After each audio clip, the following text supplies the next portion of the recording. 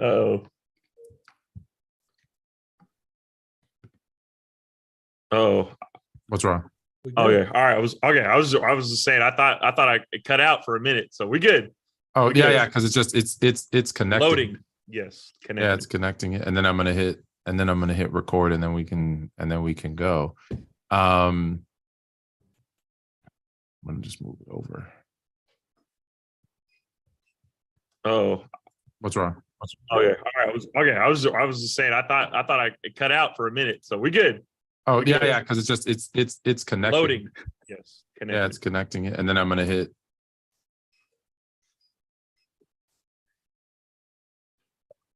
That was odd. Well, that was odd. Did you heard yourself there, right? We I did. did, but we're here now. That's crazy. I don't know what happened. I just moved it over so we could see so I could see the if any comments came in. Again, no one's really watching my channel, but it's all good. All right, so we're jumping on. It's the Fantasy Grill. I'm here, as everybody knows, with the Fantasy Gods. Am I getting it? Am I getting it? Am I The getting gods. The gods. You And can say the gods. I The like gods. when you guys are on because I'm always telling other people, hey, here's what you should do. I'm doing all the research, doing the work.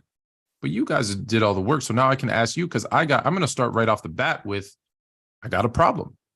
In one of my main leagues, my big league, my most trash talking league, I have Cooper Kupp. Mm. Now what do I do? I just make it simple. Now what do I do? Who do I get? Well, I'll start it real quick. You can't replace Cooper Kupp. Let's just keep it real. Like, they're not going to replace him.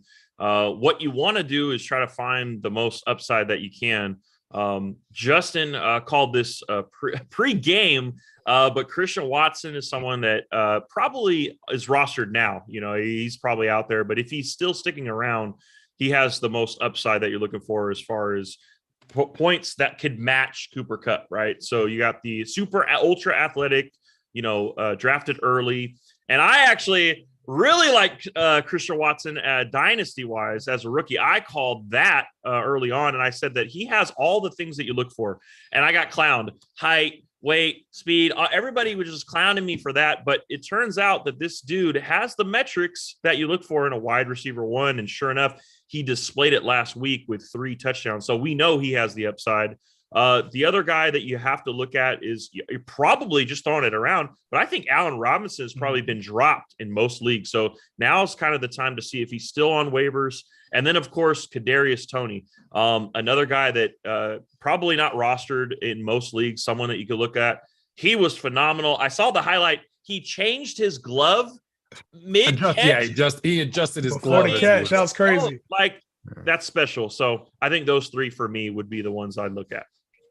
Yeah, there's no replacing what Cooper Kupp does on a week-to-week basis. And when you talk about, Allen Robinson, you just got to temper your expectations. He's a high-end wide receiver 3 with a little bit of potential now if Stafford gets him the ball.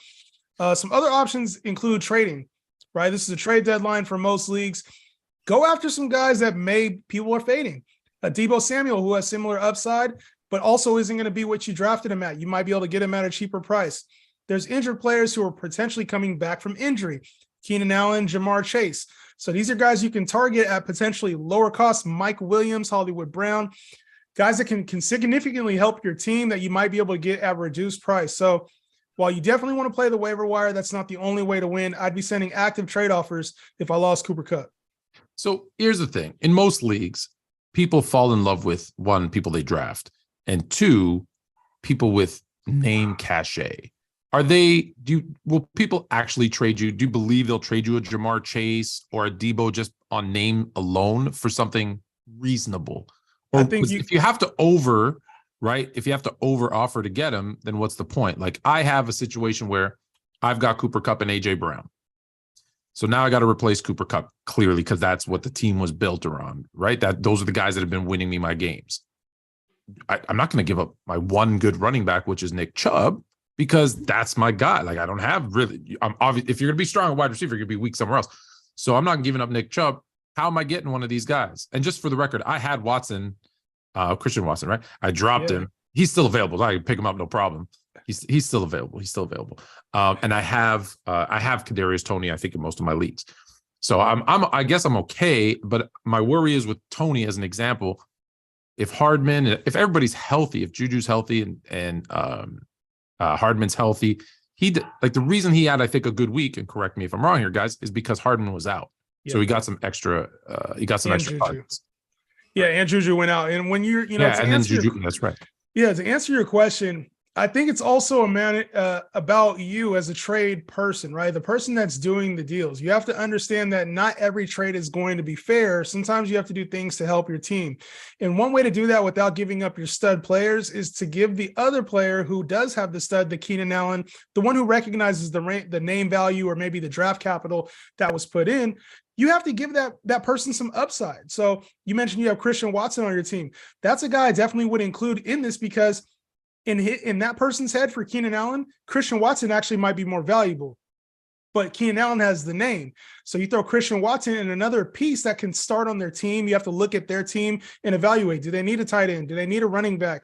If you throw another startable piece in there, now it makes a swap a little bit easier for that person to take on because they're like, okay, I still like the look of my team without Keenan Allen. That's what people want to feel like their team from top to bottom looks good after they do a trade. If they're going to spend the time to invest in a trade, they want to make sure that they got the right deal and feel like they improved and won the deal. So as the trade partner, as the person that's giving up, you have to be able to say, look, as long as I feel like I'm improving, it should be a good thing. All right. Yeah. I'll also say this. If you have Cooper Kupp, it's also a good time that he's on IR, so he's not out for the season, right? So at least at this moment. So to me, I think you need to capitalize on that. If you're looking at replacing Cooper Kupp or getting someone of a value, go to those teams that are in second, third, maybe even fourth place, right? That you say, hey, look, I'll give you Cooper Kupp because he's going to be there for the playoffs still. We still got a few weeks left.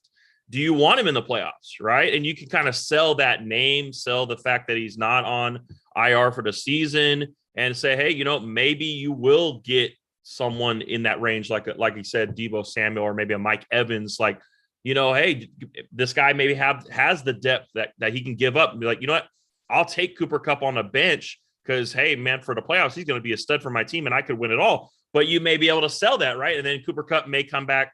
He may not come back at all and you win. Mm-hmm. He may come back and he'll just still be, slow off the injury and you win. So, I mean, you could use Cooper Kupp as a chance for his name and the fact that he's just on IR for a couple of weeks and still get a top tier talent to push you forward. I'm in a difficult position because I'm the guy who's been leading all season and now I'm in second. So I am that guy. So now you got me thinking maybe I just hang on to because it's 4 to 8 weeks, they say, right? 4 weeks, probably gets him back in time for the playoffs. 8 weeks, maybe too late. Would you give up a Mark Andrews? I'm just giving everybody my whole team here. Would you give up Mark Andrews to replace him? Or and when I say replace him, to your point, you're not replacing Cooper Kupp, but to get in another kind of wide receiver one, like a top 12-ish. I would not give up Mark Andrews to get Cooper Kupp. Yeah, I think it's tough. I mean, no. Have a tight end. No. Should I give up Mark Andrews to replace Cooper Kupp? Would he? He's acquiring Andrews. I have it. No, I have Andrews. Oh, you have Andrews. Oh yeah.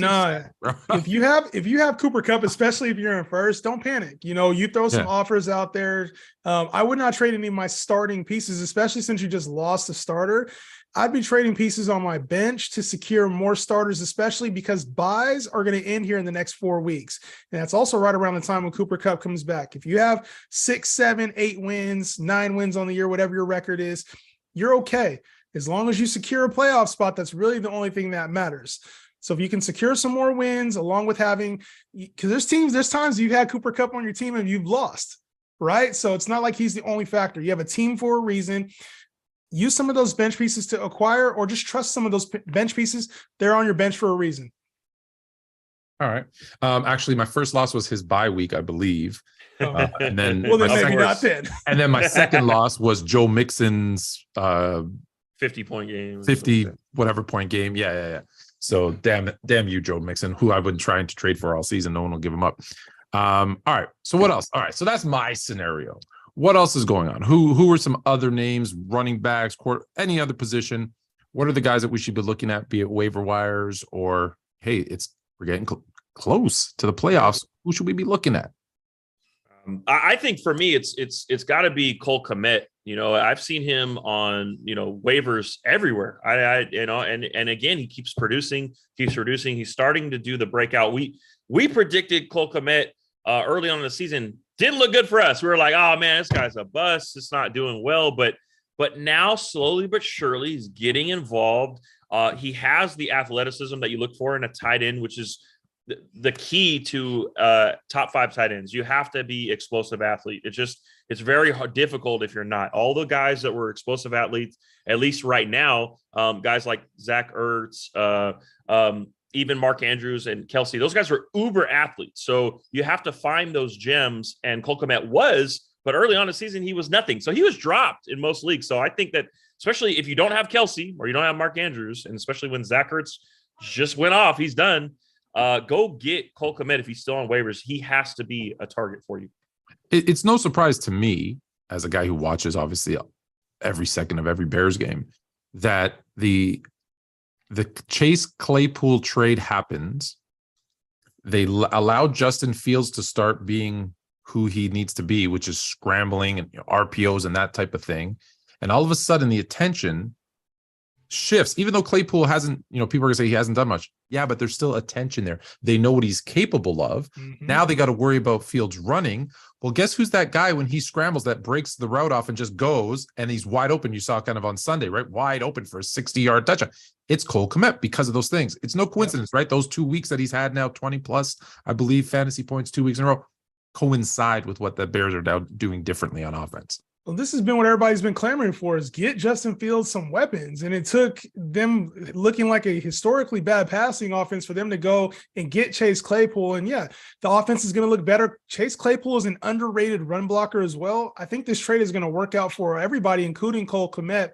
When you talk about fantasy studs, though, people that you want to pick up, I'm looking at a few running backs as well. 2 of the names at the top of the list are Rachaad White and Isaiah Pacheco. Rachaad White should have some pass catching value there for the Bucs, as well some split carries. I think Fournette suffered a hip injury over the weekend. They have the bye; he's expected back, but Rachaad White's going to be a part of this backfield moving forward. And then Isaiah Pacheco took a lot of the load for the rushing attack for the Kansas City Chiefs. Now I know it's a backfield, but a split backfield. But at the end of the day, the Chiefs have a very nice playoff schedule. You can get Pacheco right now for absolutely free on waivers. Pacheco, I keep hearing the name. But then I keep watching the Chiefs game. And they just don't run the ball. They don't throw it to him. I'm waiting for him to have that game where he breaks out. You think that's why he's on the playoffs? I know that's why he's on waivers. It's not there. Yeah. The breakout game hasn't happened. He was just announced as a starter right before the bye, and so he dominated the touches. I want to say he had 17 carries in the game yesterday or on Sunday. And so to me, you're buying right now. He also had that red zone fumble. He did have a fumble, but where was it? It was in the red zone. I said it, red zone fumble. Exactly. Yeah. So that's the good thing, is that they actually are using him in the red zone instead of Clyde Edwards-Helaire, which was the problem with Pacheco before. So the usage is there. We just haven't seen the results on the fantasy score box. Okay, put it down. Who else? I saw you're about to jump in. Go ahead. No, I was just going to say about Isaiah Pacheco. Look, I think he passes the eye test to me. Like he runs hard. He may be I hate that damn eye test. Try hard, Is it try hard? Yeah. But it's just the Chiefs offense. I mean, at the end of the day, Patrick Mahomes is Patrick Mahomes. He's the one that dictates everything on that team. And I think if he had a touchdown, he would have had that breakout last week. He had 16 carries, 87 yards, 5 points, something a clip. He's good. I mean, there's a reason why they moved on from Clyde. Like Clyde was their first round pick, like invested. He was Patrick Mahomes' guy. And now it's like, never mind. So to me, and it's tough on waivers. Running backs are hard to come by. So ultimately, I mean, if you need help, this is going to be the guy. What about a guy like I've been hearing, and he's a guy that I picked up on one of my kind of deeper leagues where I need to kind of stash a few guys. I think his first name is Jalen Warren. He's the backup in Pittsburgh. Najee Harris isn't having a great season. Steelers aren't having a great season. Pretty electrifying. Like, do you think he gets a shot here kind of as the season comes to a, hey, we're not going anywhere, let's see what the kid can do? Like, and maybe someone else, if you can think of someone else, but that's the first one that came to my mind, where here's a team that historically runs the ball well, like their running backs put up good fantasy numbers.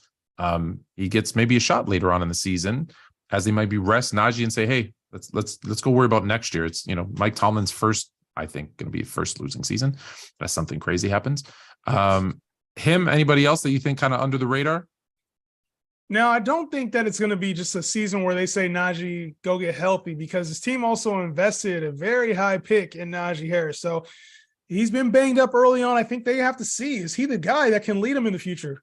Or is Jaylen Warren just better? So coming off of the bye, I think I can expect a split between them. I know Najee got a little nicked up during the game, but it's going to be more of a split, in my opinion, than just a Jaylen Warren takeover, even in fantasy playoffs. Steelers team likes to run the football, so to me, it's not that. Not a full takeover, but a guy that I think is going to take over. He just won't take over the passing work. Brian Robinson. You could see the power was back. Some of the things he was missing early when he first came back, it was there versus the Eagles yesterday. And the reason why Ron Rivera liked him a lot, and they're going to run him. So he might not get you the pass catching yards, but in a standard league, I like Brian Robinson a lot. PPR, does Antonio Gibson still have some value though? Oh yeah. Okay. We saw him get in the end zone yesterday, and it's not what it was in the past, obviously, but he's one of my flexes. I gotta ask. I told you I have a good team. What about you? What about you? What do you think? Anyone other than Warren or someone? It doesn't have to be a running back, by the way. It could be kind of anywhere. Shoot. So I mean, I gave you kind of my things. It's kind of tough to kind of see. I mean, look, waivers is tough. You're gonna have. I mean, you lost a lot of people this year. Like Ertz, Goddard is going down. I think he's doubtful, if not, out for a couple of weeks. The tight end position has been horrible. If you don't have Kelsey, you're pretty much it's horrible. I would say you could also argue a Paris Campbell, someone that with Matt Ryan coming back, he's looking better with him. He had 20 points last week, 9 targets, 7 catches for 76 yards and a touchdown. So I think that's something to look at. Obviously, Alex Pierce is a rookie. He's explosive, but he can be up and down. So, again, the quarterback change could help. You got Jonathan Taylor back in the game. Absolutely. If you bought low on Taylor, congrats. I tried. Everybody said no because of that name. Everybody said no because it's Jonathan Taylor. I'm like, but he stinks right now. Come on. No, let me hear what you offer for him though. That's what I want to know. I don't remember, but it was enough. Okay. It was enough. Value. It was enough. Sometimes that happens where, you try to buy low, but it's like, nah, I'm not giving him up for even that. Lower. Yeah, no, I historically would do that, but I was trying to be fair this time around. I was trying to be fair. One more player I really like coming in. He's on a bye. He was on a bye last week. Elijah Moore, right? I'm not a big Elijah Moore fan, but you can get him off of waivers. And he's settling in as the slot receiver for this team. This team was going to trade him. He asked for a trade. They didn't want to. He was a dog towards the end of last season. And, Dan and I both had talked about Elijah Moore. He wasn't somebody that you wanted to invest a heavy draft pick in, but he's free now. And he's a guy that if he gets 4 to 6 catches a game, he could potentially do damage in the 60 to 80-yard range. And, of course, they'll look at him in the red zone. So Elijah Moore is a guy I think you can get off of free agents right now in 10, 12-man leagues and has flex appeal at least during bye weeks. Okay. I want to ask you a question about your Bills, just off of fantasy for a second. How you feeling? Well, it hurts. I ain't gonna lie. We all of a sudden decide to just play the best games of the year, but we just take the L. It's just like we give you the best. We give you a show. We put on the show, and entertain. I guess we're just being nice. We want other teams to win. So it's look. I think the biggest takeaway for me, and it's a sigh of relief, is that Josh Allen is healthy. Obviously, he's frustrated. He took a big loss with the Jets. In the press conference, he was like, "Look, I played like shit. We can't win when your quarterback doesn't play good." And he's just in a funk right now. He's taking chances that shouldn't be taken. I think on the first red zone interception he had, they should have kicked the field goal. It was 4th down, kicked the field goal. And that's on the coach as well. But here's the thing: the coach is going to say, "Are you going to tell Josh Allen no?" I mean, you're not. I mean, this dude is one of the best players, if not, the best player in the league, in my opinion. But he's very, very good and is very, very talented. And sometimes you just gotta let the player roll, And hey, and that's Josh Allen. He just wants to win. Whether or not he wins or not is irrelevant. He wants to win, and I like that. I like to play to win and not play to lose. So that's just me. But I'm not entirely worried. They played a great Minnesota team. And the Jets are underrated. So, I mean, I'm not worried. They're going to make. You're not worried about all these kind of one. Remember, he was 0-7 in one possession games. Then he comes out and kind of wins one, and it's like, oh, the monkey's off his back. And now 2 weeks in a row, one possession. Yeah, well, I mean, of course. I mean, at the end of the day, the Vikings are playing phenomenal, and to be honest, this is probably their Super Bowl. So when they had to go against the Bills, they made a great statement win. They won. Jefferson had an incredible catch. Can we talk about that? Incredible catch. Absolutely. We can talk about it. Absolutely. Mean, that has to be one of the greatest catches of all time. I'm not going to call it the greatest catch or the greatest wide receiver performance like we've seen on some of the other networks out there. But to me, just the talent for Justin Jefferson to go and make that catch. 4th and 18, just rip it away from the defender. Absolutely amazing effort. And then with 195 yards on the ground for fantasy too, through the air in fantasy too, you got to love it. Justin Jefferson becoming the best wide receiver in the game before our eyes. It's interesting. At the time, I felt like someone said it was a hot take, but I didn't feel like it was. And now even less. Like I said, I felt like Jefferson this season was going to flirt. I didn't think he was going to flirt with that triple crown. He was going to flirt with it. So he's got his only thing holding us back is Kirk Cousins. Let's be honest. The good news is he only got one more primetime game. So the rest of his games are in the afternoon. So we're good. Thanksgiving, look for the Minnesota Vikings to lose unless they start Kalen Mond. All right, back to fantasy. I want to ask you guys a question because I know you do shows every day. I see you popping up on my For You more and more, specifically on TikTok, but other places as well. What's the number one or top questions, maybe 2 or 3? What's the top questions you guys get asked? Like, what's that one that you're like, man, I'm not sick of answering, but it's like, aren't they watching? I answer this every day. Who do I start? Bro, it's bad. Now, who do I start? Just who, or like this guy or that guy? It's literally just who do I start? And it's like they give us this person or this person, this person or this person. And most of the time it's like between 2 of identical players. So instead of, it's tough for us to give, recommendations that are perfect. Nobody is perfect in this space. We all are going off of our opinion. The coaches don't know half the time who's going to be the most dominant player of the day. So the game script changes as the game unfolds. So they might have had Pacheco as, hey, we're going to run him the ball, but guess what? Clyde is just hot, and so hey, we're just going to give him the ball. Every time he touches the ball for 9 yards. Well, sorry, Pacheco, here you go. It'll happen, and the thing will happen, and they'll drop the pass. Like we put in a high risk, high reward player, and they'll drop a touchdown pass. Like things happen in the game. So I think that's probably not. It's not annoying because I know it's part of the gig and that's part of what we do to help.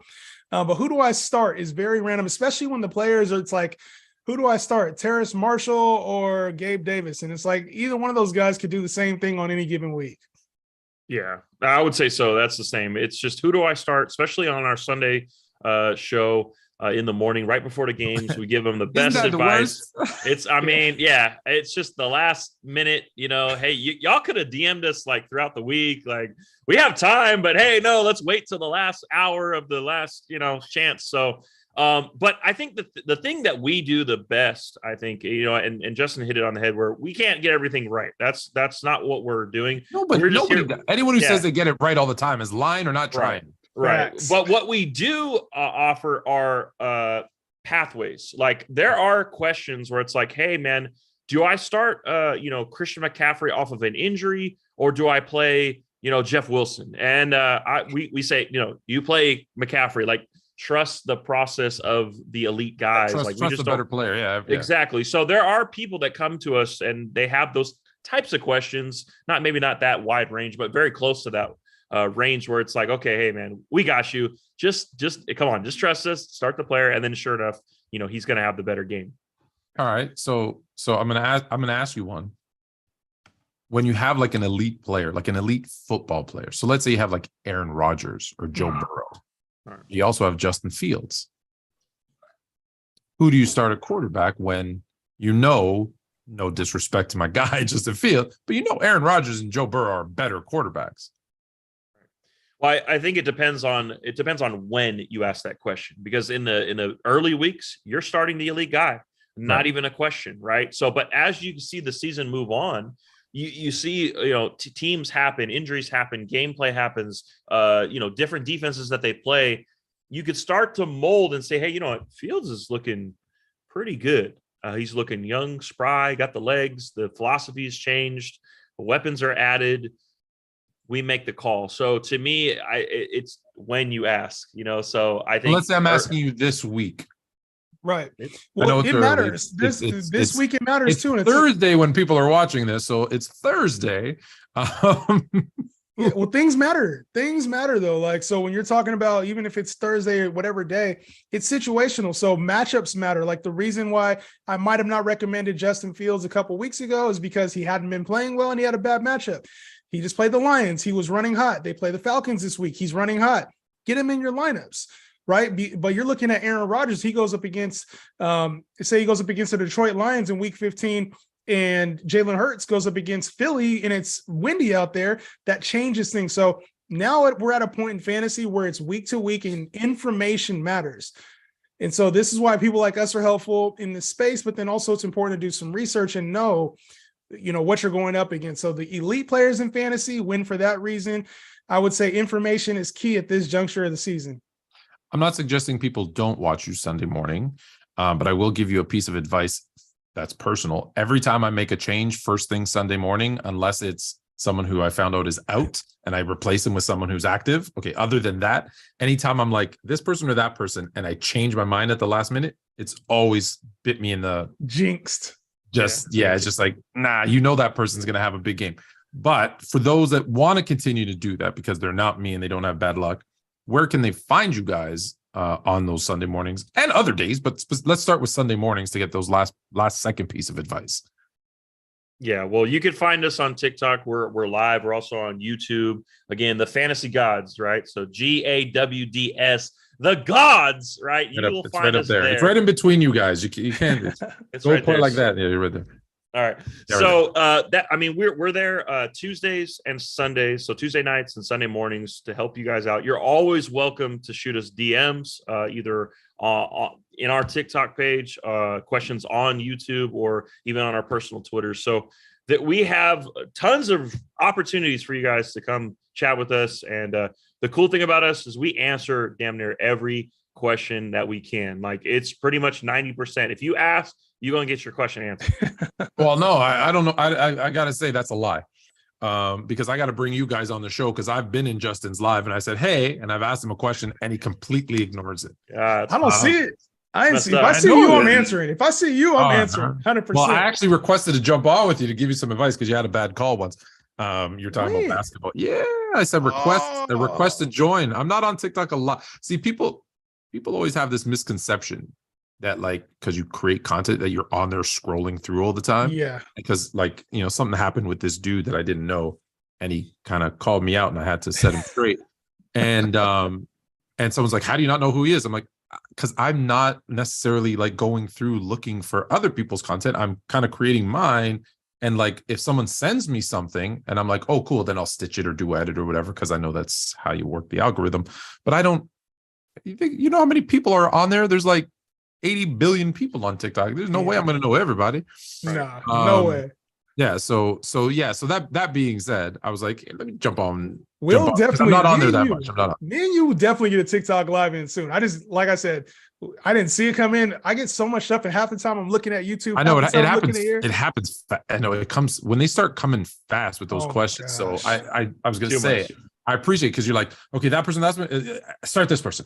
That person, start this person. I'm like, how do you go so fast? Because I need a minute. I need to register for a second. Well, let me think about it. This is the matchup. This is where it's going. So I appreciate how quickly you guys go through it and give your advice. Yep. I know that I'm not going to ask you specifics. Well, start or sit this person or that person.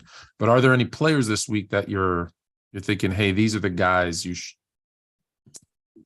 I don't want to say must starts. The other guys always come out with these starts of the week and the sits of the week. Is there of the name people, right? Like we're not going to talk about, that third stringer who's going to bring, like of the name people. Is it like, this is a bad matchup for Aaron Rodgers? If you have somebody else sit Aaron Rodgers, those are the ones I'm talking about. Is there any of those that come to mind?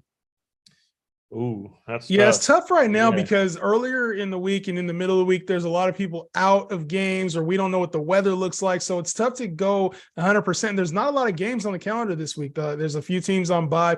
One of the person with the new opportunity, though, is David Montgomery with Khalil Herbert hitting the IR. I think David Montgomery has an opportunity to show more of that RB2 value that he's had in the past as opposed to where he's been playing more as a RB3 or even flex option as of late. So Khalil Herbert being on IR presents a new opportunity for this Bears team that is kind of clicking right now against Atlanta. So David Montgomery to me is a player you can get in your lineups, maybe expect 80 yards and a touchdown. Speaking of that game, I'll get to you in 1 second. Speaking of that game, Cordero Patterson came back, didn't look great. Do you think he gets better this week against the worst rushing defense in the history of football? I mean, in the league this year? 100%. I think last week was a short week too. And that's something to take note of. He had just come back off of IR, played in the game on Sunday. He was thrown out there Thursday. A little bit of a short week for him. I think they were trying to manage his reps, even though he looked good. That's just something to note. And when you talk about knowing the game or knowing football, knowing fantasy, sometimes those little things are what separates you from the crowd. I hate those Thursday games. And I'm not talking even fantasy, just in football in general. I hate the, play Sunday, play Thursday. It's anyone who's played football. And I mean, I've played football since high school, but still, there's no way I'd be ready to play again. Dan, who you got? Yeah, I'll just segment off of that. Yeah, I think the NFL needs to totally revamp how they decide Thursday night games. Hey, maybe, the person that or the team that is on a Thursday night had a bye the week before, like just something. I feel like they used to do that. It's got to be that way, man. From it's tough. I don't know why. And if they go play in Germany now, right? Because I feel there's gonna be a team. There's gonna be a team. Can I make a suggestion? I know we're talking Can I make tell me what you guys think? And I know that Saturday is for college. I get it. But like, if you want to have Don't do it. Move a premier game from college to Thursday and give it like crazy spotlight, and then have that Thursday game move to Saturday. One Saturday game Friday. Nope. They need to just go Sunday, Monday. I feel like that's already enough. And I know they stretch it out with Thursday games and then Saturday games later on. You got to give these guys time to rest and recover. We're not getting a very good product. I don't want the Thursday. I'm with you. I want the Thursday game out. Yeah. When college is over, or like okay, fine, put some Saturday games on, fine, I guess, for the play. But I'm with you guys. All right. I would be okay if they changed Thursday to Friday night. I know it's the high school Friday Night Lights, but hey, man, just move it down one, and it's Friday Night Lights again. Again, the pro version.